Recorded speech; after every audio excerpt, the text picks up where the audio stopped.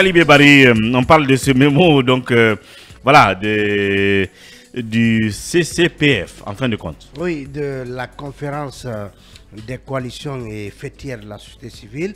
Ce mémo dont le porte-parole du gouvernement a d'ailleurs parlé, mais avec beaucoup de prudence, en disant qu'on attend que ce mémo soit traité par les services de la présidence pour voir quelles vont être les réponses qui seront données aux inquiétudes et autres préoccupations émises par ces coalitions ayant pris part au dialogue et qui décident de se fédérer sous cette plateforme dénommée Conférence des coalitions et fêtières de la société civile.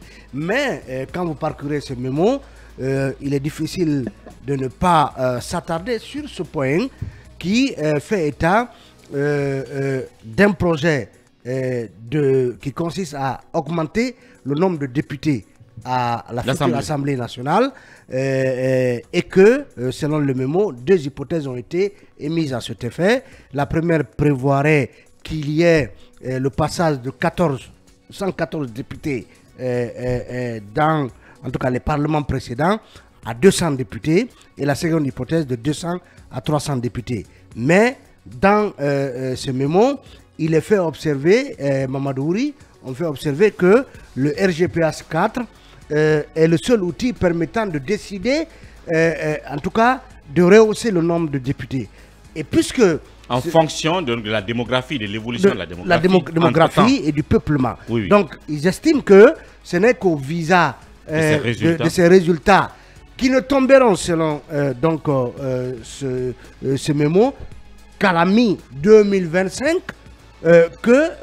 on pourrait donc décider d'augmenter à telle ou telle proportion le nombre de députés et donc de déterminer le nouveau redécoupage. Donc ça veut dire prévisionnellement, cela ne pourrait être disponible qu'après la transition officielle. Qu'après la transition. Donc c'est un passage très important, certainement qui va susciter beaucoup de débats, parce que quand on parle de 114 à 200 députés ou de 200 à 300 députés, voilà, ça va justement animer le débat politique. Donc c'est une sorte de lièvre que cette plateforme lève par rapport à ce qu'elle attribue au gouvernement comme étant un projet avec deux hypothèses. On verra ce que Baouri pourrait nous en dire et de façon générale, quelle réaction ils ont pu déjà recevoir, s'il y en a eu, de la part de la présidence au sujet de ce mémo qui ressemble à bien des égards à un brûlot sur les tares, les constats, en tout cas non satisfaisants, liés à l'exécution du chronogramme de la transition dans notre pays. Oui, on essaie de joindre M. Baouri, président de l'UDRG, du côté de la technique, un peu de difficulté donc pour l'avoir. Merci Talibé Bari d'avoir planté le décor. Avant qu'on ait M. Baouri en direct, j'allais dire Ibrahima Lincoln Souma là-dessus. Là-dessus, on sent qu'il y a un malaise, mais depuis hier, d'autres sons de cloche commencent à sonner, puisque nous, dans notre politique, hier soir, on a reçu M.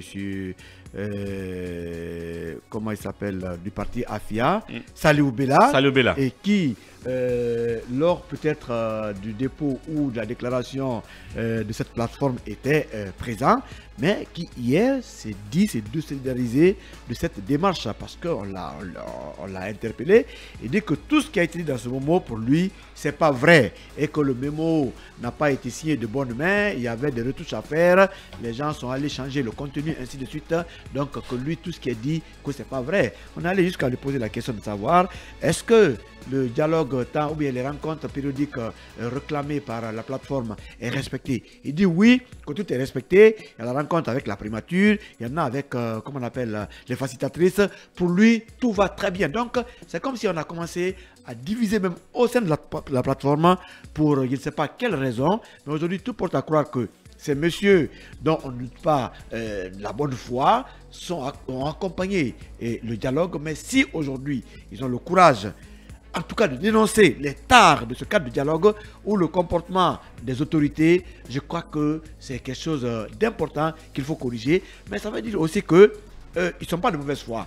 Mais le temps a fini par donner raison à ceux-là qui étaient réticents par rapport à la démarche des autorités. Donc, il fallait tout faire pour ne pas arriver quand même à cet épisode. Aujourd'hui, tout le monde sait que la crise est là.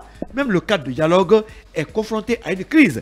Manque de dialogue au sein du cadre de dialogue. Comment on peut dire ça? Donc, pratiquement, c'est tous les acteurs politiques et sociaux. Bien sûr. Et ceux qui ont décidé de prendre part, en tout cas d'accompagner la transition, et ceux qui ont décidé de ne pas l'accompagner depuis le début, sont désormais sur la même longueur d'onde. C'est que le CNRD ne fait qu'à sa tête. Aujourd'hui, ces messieurs se sentent trahis. Parce qu'une décision aussi importante d'augmenter le nombre de députés à l'Assemblée, si, comme ils le disent, est encore prise unilatéralement, comme la décision, par exemple, de nommer les chefs de district et de quartier, par le CNRD, ça devient une situation de crise à l'horizon. Oui, cette transition est marquée par l'unilatéralisme qui ne dit pas son nom. Il n'y a jamais eu de consensus autour des points. Tout est dicté et tout est appliqué. Vous avez entendu un ministre qui dit qu'on ne peut pas commenter une décision du président. On dirait que c'est il faut l'accepter et l'appliquer. Nous sommes en République, nous ne sommes pas en religion. Nous ne sommes pas dans un royaume. Ce n'est pas le dogmatisme. Ce n'est pas le dogmatisme. Donc aujourd'hui, moi j'estime que tout ce qui vient accompagner les autorités, c'est juste formel, mais les gens appliqueront toujours ce qu'ils ont comme décision parce qu'ils ne veulent aucune contestation. Bien. Donc à ce titre, on n'est pas dans une transition. C'est une dictature puisque c'est la pensée unique qui est en train de fonctionner sans tenir compte des autres.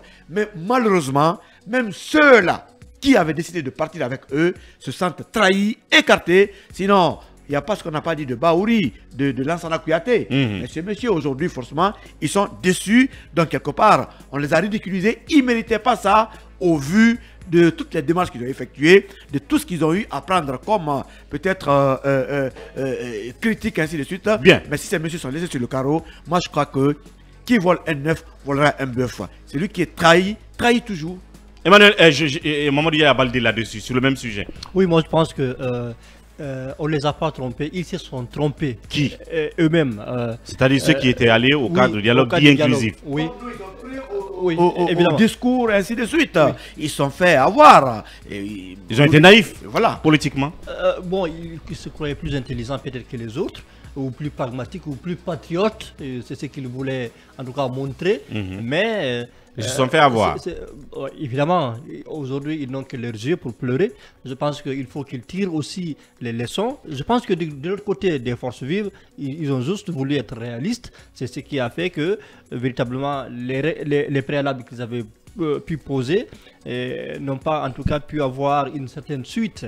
Alors pour revenir par rapport à l'idée de l'augmentation du nombre de députés au niveau de notre Parlement, je pense que c'est quand même une idée intéressante, mais le meilleur cadre pour l'exprimer, je pense que c'était au cours du débat d'orientation constitutionnelle. C'est vrai que j'avais même écouté certaines organisations déjà avancer cette idée-là au moment du débat d'orientation constitutionnelle. Bien. Et c'est là qu'il fallait défendre justement cette idée devant les conseillers nationaux du CNT. Mais s'ils décident de le faire dans un mémo, l'adresser au président de la République, moi je pense que ce n'est pas la meilleure... président de la transition. Au président de la transition, ce n'est pas la meilleure méthode. Ce n'est pas le président qui doit décider de tout, mais les conseillers nationaux sont mieux placés par rapport à cette question que le président de la transition. Donc il ne faudrait pas qu'on...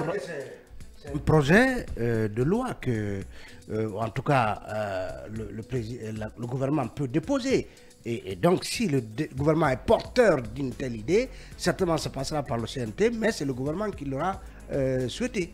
Oui, c'est possible, c'est une autre voie, mais là, ça devrait émaner du gouvernement, mais bien, pour des acteurs externes, ça aurait plus de sens que ça vienne complètement peut-être du gouvernement, mais que des acteurs politiques externes puissent passer par le président. Moi, je pense que c'est un peu, en tout cas, tordu. Mais il fallait passer par le CNT directement, surtout insister lors du débat d'orientation constitutionnelle. Donc, alerter le CNT là-dessus. Oui, par rapport à ça, parce qu'aujourd'hui, je pense qu'il y a nécessité d'augmenter son nombre de députés au niveau de la diaspora, au niveau national. La population, ça évolue, et aussi les réalités et les besoins, les attentes. Comme ils l'ont dit, cela ne peut être fait que si l'on connaît les résultats du RGPH.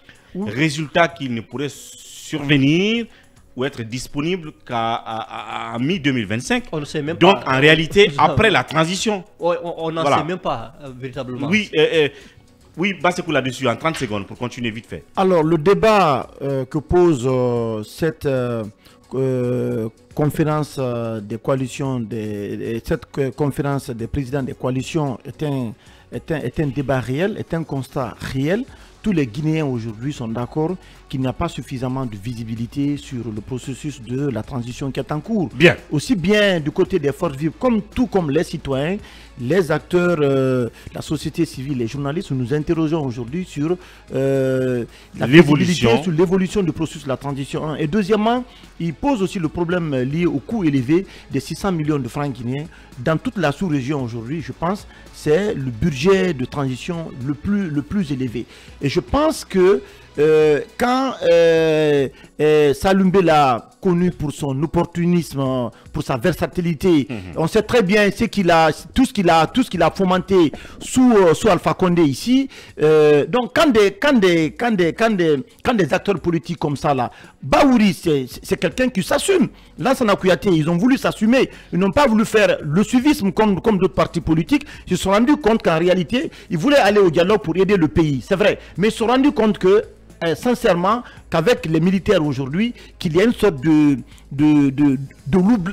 roublardise qui ne dit pas son nom et qui ne veut pas être très transparent dans la gestion donc, de la transition. Donc aujourd'hui, le problème est posé. Encore une fois, si le gouvernement parle, si le porte-parole du gouvernement parle de dialogue, la volonté du gouvernement à dialoguer, c'est que le gouvernement doit saisir la main tendue de ses présidents de coalition qui demandent l'ouverture d'un cadre de dialogue pour discuter de l'ensemble de toutes ces questions-là. Merci beaucoup, Basekou. Yannick Girassi, là-dessus. Oui, cette démarche des leaders au sein de cette conférence prouve à suffisance que ces leaders ne sont pas des conformistes, puisque ce qu'ils réclament, je trouve que c'est réaliste.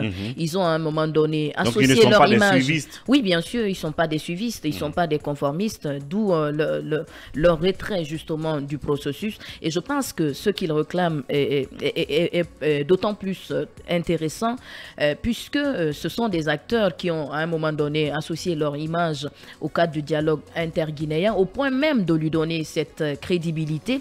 Et aujourd'hui, tout ce qu'ils demandent, c'est d'être des acteurs, mais pas des acteurs à qui on va imposer des décisions qui sont prises.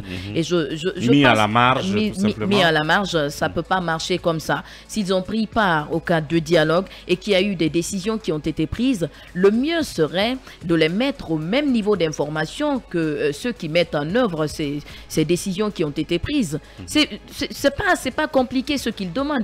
Ils veulent avoir une lisibilité, une traçabilité sur ce qui est en train d'être fait et les décisions, les grandes décisions qui sont en train d'être prises, qu'ils aient au moins l'œil là-dessus et qu'ils donnent leur avis par rapport à cela. Mais il ne faut pas prendre des décisions pour venir leur imposer cela. Ça va pas le faire du tout. Et je trouve que c'est normal. Aujourd'hui, il faut faire en sorte de ne pas remettre en cause ce cadre de dialogue qui a été tenu, qui a été organisé et que aujourd'hui il y a toujours des réticences par rapport à ça. Il faut éviter justement qu'il y ait des défections.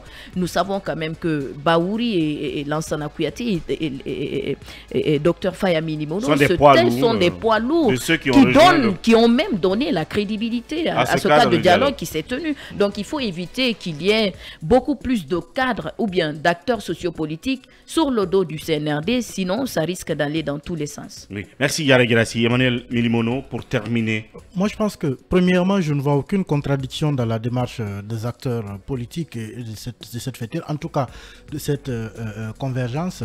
Il n'y a pas de contradiction. Ils ont pris part au cadre du dialogue. Ils ne se sont pas encore retirés du cadre du dialogue. Les questions qui sont portées au président, ce sont des questions peut-être qui n'ont pas pu débattre au sein du cadre parce qu'ils ne se sont pas entendus sur les formules peut-être avec les facilitatrices ou avec le Premier ministre, mais ça ne veut pas dire qu'il se retire. La démarche même qui consiste à écrire au président de la transition, c'est une démarche qui prouve qu'ils sont encore justement... une démarche républicaine. Oui, ils sont en conformité avec leurs engagements de départ, parce qu'ils continuent toujours à dialoguer, à échanger avec les acteurs de la transition. Attendons de voir quelle est la réponse que le président va apporter à cette lettre-là. Et après, on pourra peut-être se prononcer. En attendant, moi, ce que je sais, c'est qu'il y a un processus qui est en cours. Ils sont dans ce processus. Ils continuent à utiliser les moyens qu'ils ont toujours utilisés depuis le départ, faire des recommandations, alerter, demander à être associés. Et là, il va falloir justement qu'ils puissent être associés. La dernière fois, j'ai parlé ici de la création d'une sorte de superstructure qui pourrait regrouper justement tous les présidents des coalitions et des fêtières. Parce que c'est vrai, il y a des commissions qui sont en place aujourd'hui dans la mise en œuvre des résolutions du cadre de dialogue. Mais dans ces commissions, il n'y a pas les présidents de ces coalitions, il n'y a pas les présidents des fêtières. Il faut trouver un espace dans lequel ils peuvent se retrouver périodiquement avec les autorités de la transition pour qu'ils puissent suivre ce qui se passe, mais surtout que leurs recommandations, leurs craintes puissent trouver un écho auprès des autorités de la transition. C'est ça le plus important et ils sont dans cette démarche. Pour moi, ce n'est pas une démarche contestatrice, c'est plutôt une démarche qui renforce leur engagement de départ et j'ai envie de dire, il n'y a pas le feu au lac. Il y a le feu au lac, bien sûr. Emmanuel, quand le ministre de l'administration du territoire dit qu'il s'en fout d'eux et de leur avis, il y a le feu au lac. On va prendre notre invité du jour.